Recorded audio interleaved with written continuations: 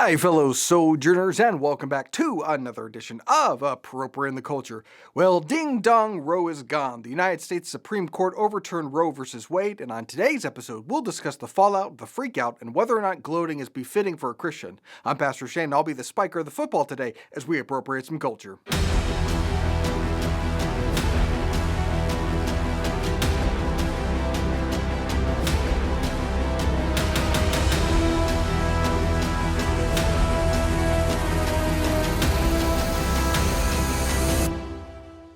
So the draft leak that we saw earlier did not intimidate the justices, and the final ruling is pretty close to what we already saw. Basically, that abortion is not a constitutional right, mostly because enumerated rights in the Constitution are usually enumerated in the Constitution. But the right of an abortion emerged from the emanations and penumbras, which I'm told is a brand of peyote. A little bit of emanations and penumbras, and the Constitution is going to tell you all kinds of things. Abortion is a right, the sky is purple, Pete Davidson is funny, all kinds of psychedelic nonsense that should never be law. The ruling came down 6-3, kinda, as Roberts' concurrence was not quite concurrent, and the dissent opinion went thusly.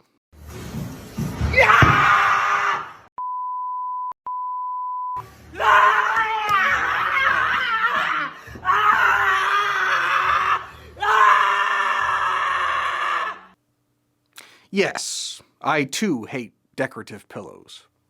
But I love that you have someone recording this for you. I'm like, ready? Ah! It's like, honey, ooh, sorry, I was on photo mode. Can you lose your ever-loving mind for me again? Get angry! This is atrocious! This is war on women! How dare the Supreme Court do this?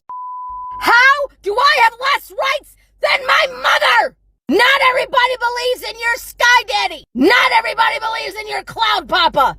The fact that you tied religion to your decision is pathetic! Rolling back the clock on women's rights and bodily autonomy is pathetic! Most of the time it's a clump of cells! Cells! You are also a clump of cells. A very angry clump of cells. You conservacunts love fetuses! You love fetuses! You are pro-birth! You are pro-amniotic sac because fetuses can't talk and they can't vote against you. But they make a good narrative for your re-election campaigns. Pathetic! Proof every day! FYI, there are children in the foster care system that you won't adopt! So please tell me how you are pro-life! Well, I mean, I've adopted out of the foster care system. So is it cool with you if I'm against murdering babies, or are you going to scream at me more? How dare you! Karma does not forget. And she may take some time to come back around, but she will get to you. Not everyone believes in karma, lady. And the fact that you tied Eastern religion into your car rant is pathetic. Now, what most of these shrieking demons fail to mention is that this Supreme Court decision does not outlaw abortion, it simply puts it in the hands of states, and by extension into the hands of voters, which seems to be an appropriate place to battle with a contentious and emotional issue.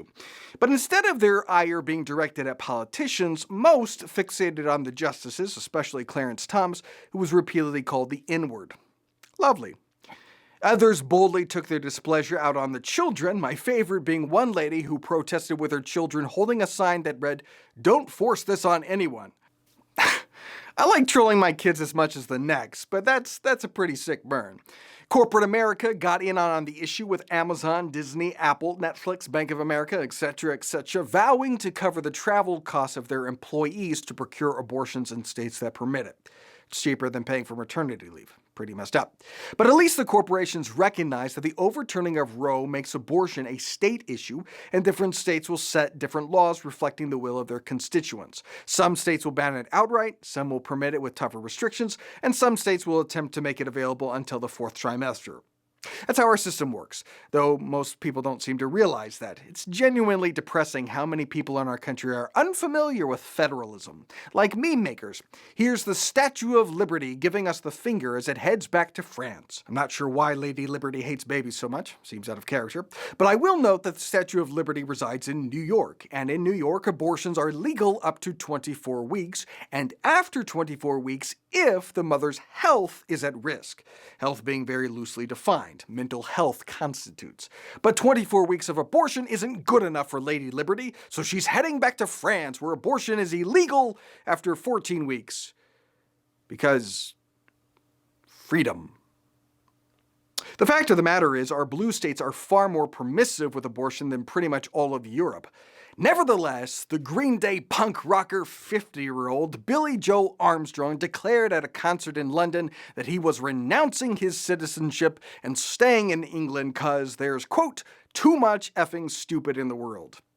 He lives in California, where abortions are legal up to 24 weeks, and after 24 weeks, just so long as you can get a note from 2 doctors saying it's okay to kill your baby. But I agree, though, there is too much effing stupid in the world. And speaking of mentally challenged, here's some arguments floating around the interwebs. Constitution says you can't kill babies unless it's with a gun. No, the Constitution doesn't say that. I think you've been partaking a little too heavily on emanations and penumbras. In fact, this might blow your socks, but it's actually illegal to kill babies with guns.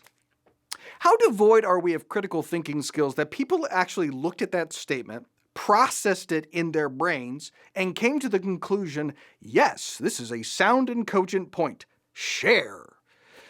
Others charged that opposition to abortion wasn't about the unborn. If it was about babies, we'd have excellent and free universal maternal care. You wouldn't be charged a cent to give birth, no matter how complicated your delivery was. If it was about babies, we'd have months and months of parental leave for everyone. If it was about babies, we'd have free lactation consultant, free diapers, free formula. If it was about babies, we'd have free excellent childcare from newborns on. If it was about babies, we'd have universal preschool and pre-K and guaranteed after-school placements. Give me what I want or I off the kid. I want a lactation consultant and a helicopter on the roof in 10 minutes or else. How about no? No, we don't need to agree with all of your policy prescriptions to be against killing the unborn, and we don't negotiate with terrorists. Furthermore, there would be even more services available for women if the other side would stop firebombing them. There were 41 separate incidences of violent attacks against churches, pro-life organizations, and pro-life property since the Supreme Court draft was leaked on May 2nd. If you really cared about women, maybe stop attacking charities meant to help them. But all of this is really just another rendition of you're not pro-life, you're pro-birth. Joel Berry from the Babylon Bee addressed that pretty well. He said, of all the narratives repeated by the pro-abortion left, this one bugs me the most. Let's examine it.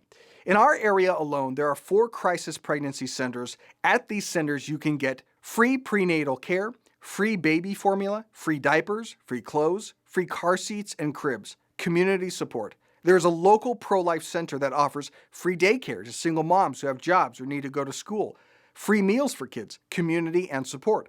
There are several inner-city missions run by pro-lifers in the area that offer free food and shelter, clothing. There are hundreds of pro-life churches in my area, and many of these, including my own, you can walk in any day and get free groceries, gas cards, free counseling for addiction, depression, etc., love, community, and support. I have personally seen pro-lifers take single moms into their own homes, buy them cars, adopt their babies, pay their medical expenses, and offer them every resource imaginable without judgment. And this isn't exclusive to my area.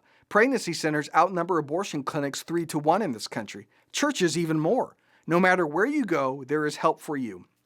Yes, and that's true of us as well, and we're not unique. We support our pregnancy centers. We serve the needs of our community through Young Lives and our Reaching Higher program. We work to keep families intact through our Care Portal initiative. We offer respite night for foster parents, and several members of our church over the years have personally adopted.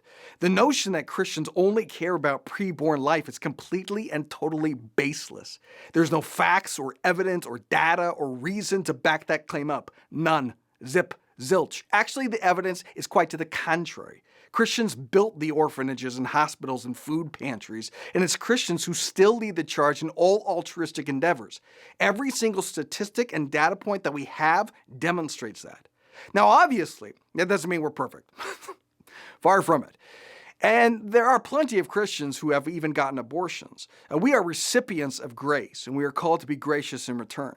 Now, like Elijah, I like a little mockery, and celebrating the end of Roe I think is wholly appropriate. But the war isn't over, it's just getting started. And I think the words from Abraham Lincoln's second inaugural address is a great guiding light for us as we continue to advocate for the unborn. With malice toward none, with charity for all, with firmness in the right as God gives us to see the right, let us strive on to finish the work. And we'll continue the work next week. In the meantime, like, share, rate, review, join my author's Facebook page, submit your questions or comments. We might do a mailbag segment, and I'll see you next week for more Appropriating the Culture.